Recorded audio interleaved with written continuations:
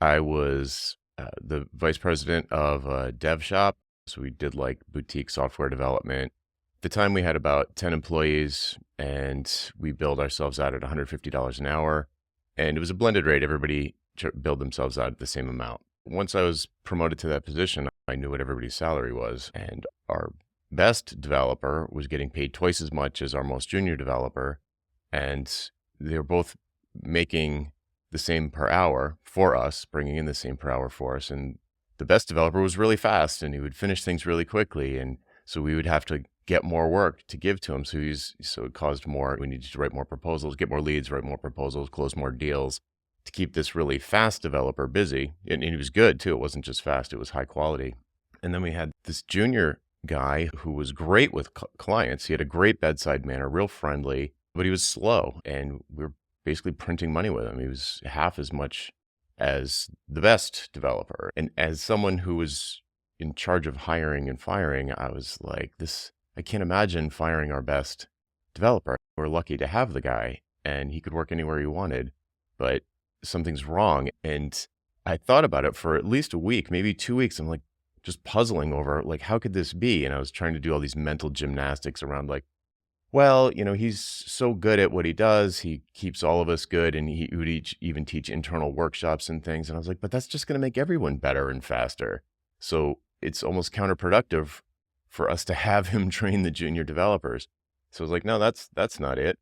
And then finally one day it was like the clouds parted and I was like, oh, it's because we're charging by the hour.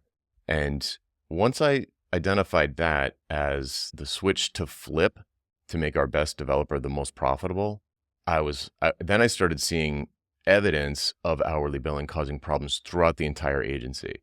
The whole agency was based on the just fundamental assumption that we were going to bill by the hour. And so it had infected the entire organization at every level, from lead gen to, who's billable, who's not billable, how you compensate them.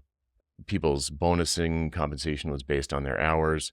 The proposals that we made were hours estimates. They weren't actually quotes. It was just like, we think it'll be about $100,000, but we'll see. And then you'd have fights. It was my job to talk angry clients down out of a tree when we would go over budget, because inevitably that's what would happen.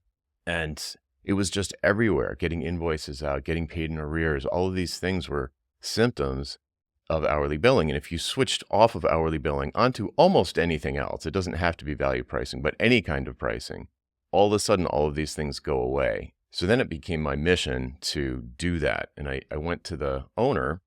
His name was Chris. We're still friends to this day, many years later. And I explained what I just explained to you. And he got it intellectually. He was like, I see what you're saying, but how would we switch to it?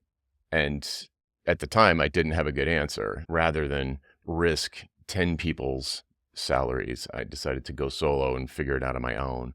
And that's what I did. So in 2006, I went solo. I immediately started fixed pricing. I thought I was value pricing. I was, but it takes a little while to really get your head around it, from this kind of scope first concept to a scope last concept, which is what you need for value pricing.